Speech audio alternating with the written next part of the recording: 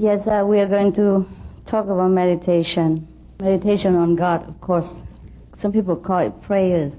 Some people call it contemplation. Some people call it going inward. Some people call it connecting yourself with God, etc., etc. But meditation is a must. Without meditation, our lives is not as complete, it's not as happy, it's not as fulfilled as we would like it to be. Some people say that they are going to the church and they are praying in the house, and that should be okay already. So why should we mention even meditation? Yes, meditation is also a kind of prayers, but it's just a little more focused and a little more exact in where we should focus our attention in order to get the result that we desired. That means in order for us to communicate directly with God, we must know how to pray a little bit more focused, more specifically focused. Because meditation is a very natural thing to do, it's a very natural process. Since we are meditating every day already on different subjects of our life. You know, like we concentrate on business, or we concentrate on our lovers, we concentrate on money, we concentrate on possession, we concentrate on some project that we are taking care of, and so on and so forth. So in order to know God, it's also similar like that, similar like doing business, concentration. But concentration on where? That's the only question. That's why to find God is very easy, because we already know what to do to concentrate. It's just we lack of the knowledge of where, a little bit where and how, and then we can get in touch with God right away. That's why we can call this the process, the immediate enlightenment, because God is inside us already. If we just know where, we can just catch Him. And that's the reason why many of us cannot contact with God, and we think to contact God is something unimaginable, something beyond our merit, something is extraordinary, something we could never do it. Only the saints in the past can do it. Only Buddha, only Jesus, only St. Peter, St. Thomas, etc., etc. No. Every one of us can contact God because we are all equally His children. You don't have to believe me. Take the Bible out and then read it. We are all children of God. It's stated in there. And the Buddha say the same, like we all have Buddha nature and everyone can become Buddha. He never say he's the only one and nobody else can become Buddha. And Jesus also said that whatever I do, you can do even better. Or you can do also.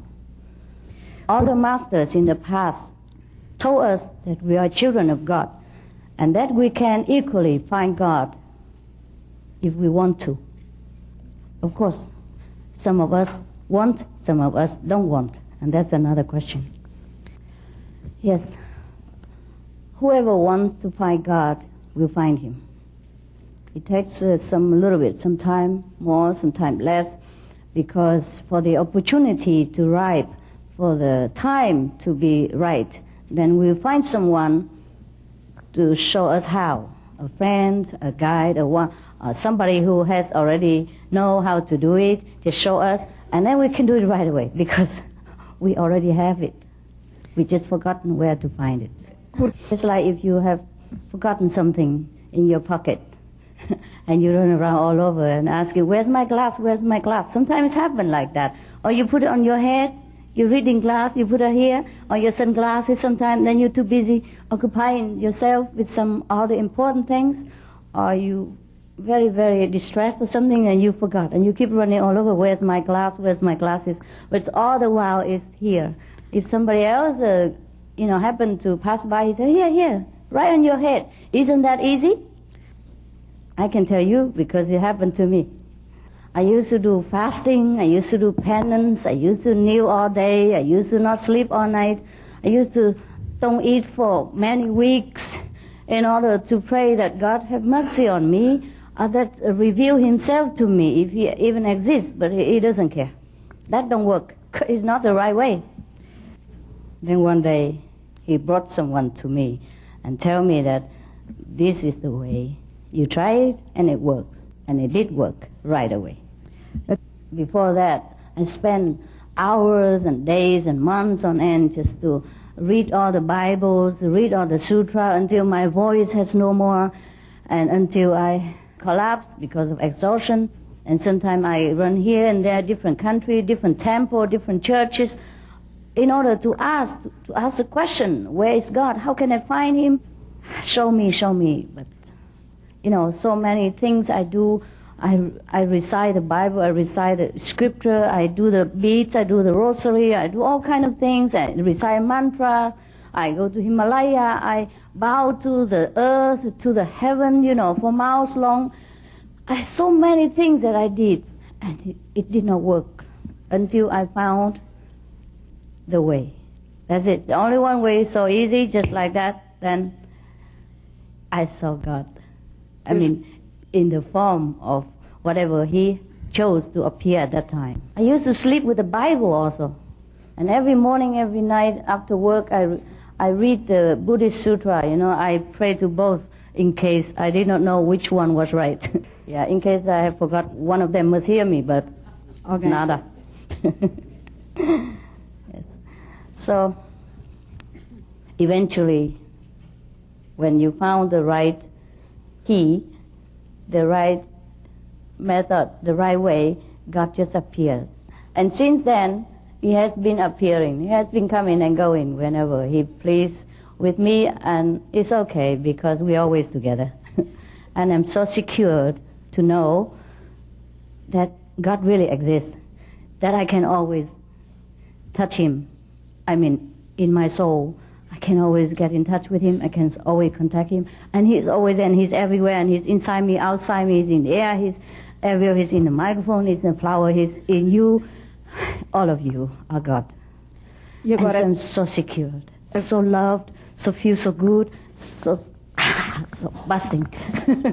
It's not that after meditation, we always 100 times out of 100 get everything we want, because it's not the case. The point is, whether we get what we want or not, we're still happy.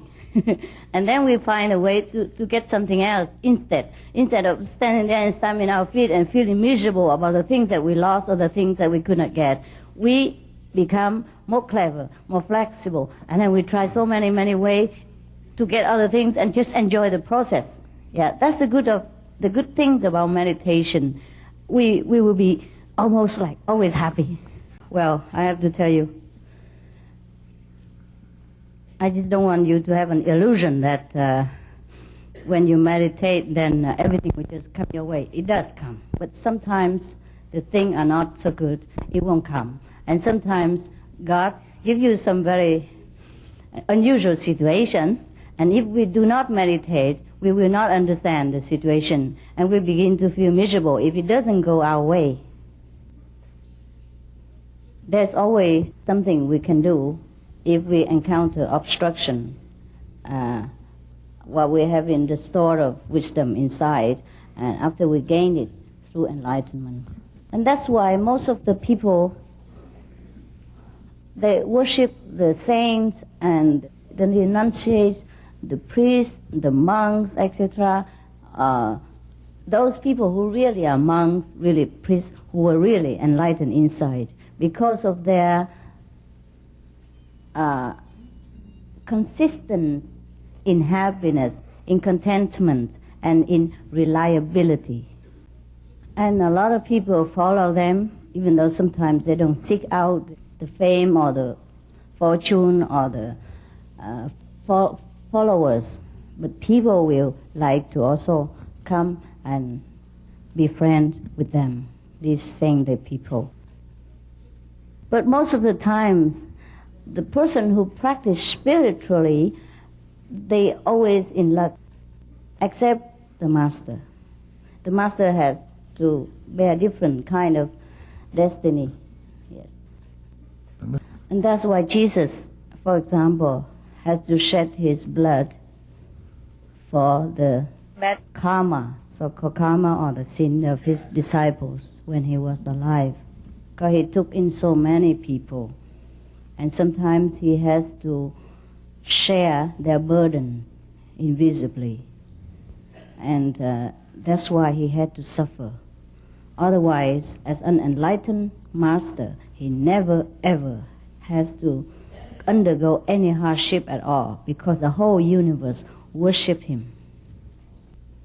The same with other spiritual teachers of all time.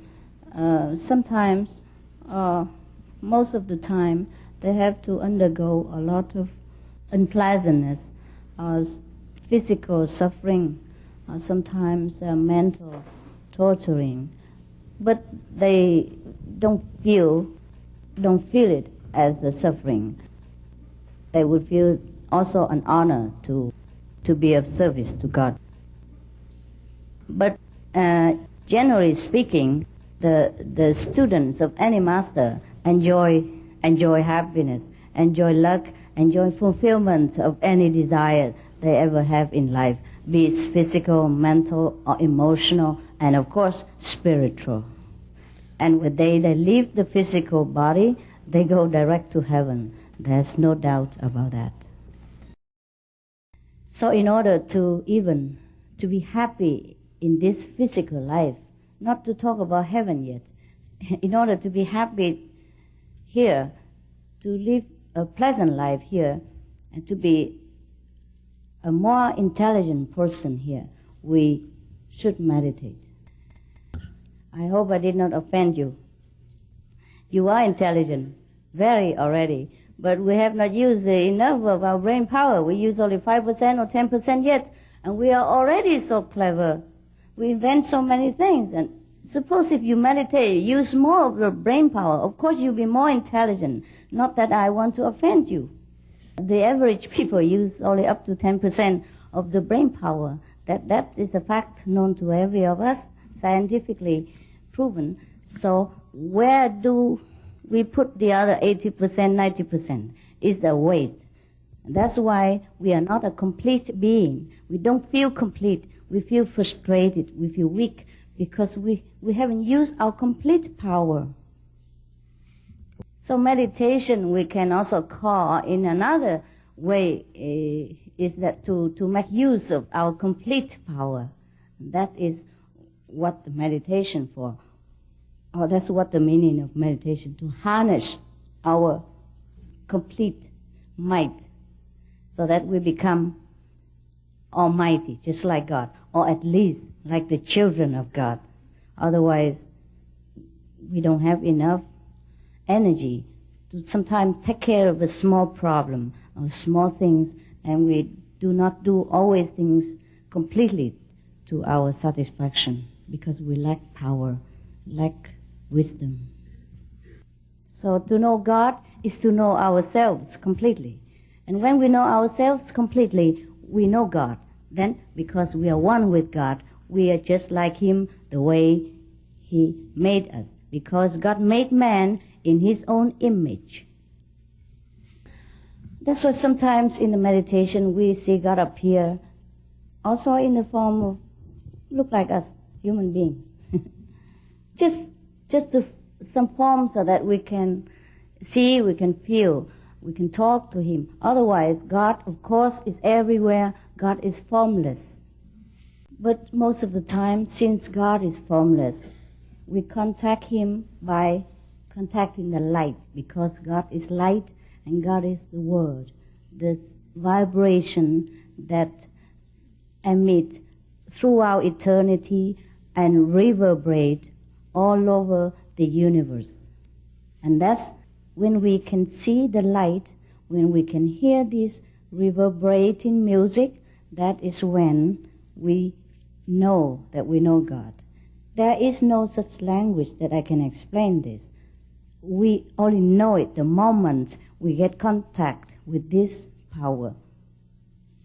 That's why in the Bible it stated when Moses saw God, he appeared as a flame, as a burst of fire. And when some saints of the past heard God spoke, his voice like the sound of many water. Also, sometimes in the Bible it states that St. John went to heaven and he heard the sound of trumpet, etc. Yeah, all these vibration, the music of the universe is a teaching of God, and we can hear that in order to be wiser. And the light is the glory of God manifested so that we can know ourselves that we are also the essence of light. And when we see the light, we become brighter. We become more loving, more content. And then we know ourselves better and better. We know our greatness. And we know the glory of heaven. Of course, we were talking about the inner world. When we even close our eyes, forsake this physical body and our surrounding, we enter the kingdom of God. We see the heaven. Heaven also exists, as scenery speaking. Heaven also exists as a place if you want to go there. Heaven also exists as the blissfulness that we feel in our heart. Heaven also exists in the love that grows each day with our contemplation. I have tried my best to explain what is unexplainable. I have tried my best to describe what is indescribable. The human language has no power to describe the happiness we feel the moment of enlightenment. And we can be enlightened like that every day in our life if we begin to do the right meditation and contact ourselves with heaven. And that's why in the old time, when Jesus, a great master like Jesus or Buddha, taught mankind this way to contact heaven, people were so grateful, so happy, and they worship him.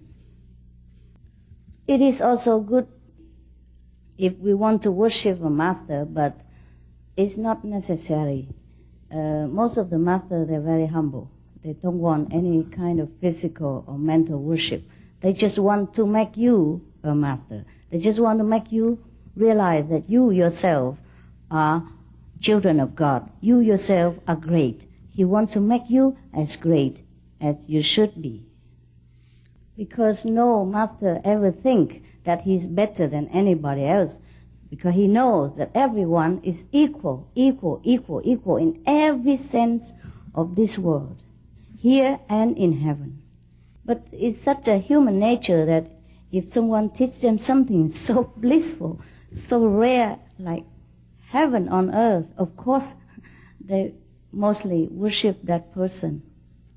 We can do, if we still feel we need to worship any master, but the best form of worship is to become master yourself. Master of your own life, master of your wisdom, master of your destiny, master of your own sincerity. Be true to yourself in every day. And we can only do that when we know ourselves completely as who we really are. Then we can be truthful. We can live our life in a master way.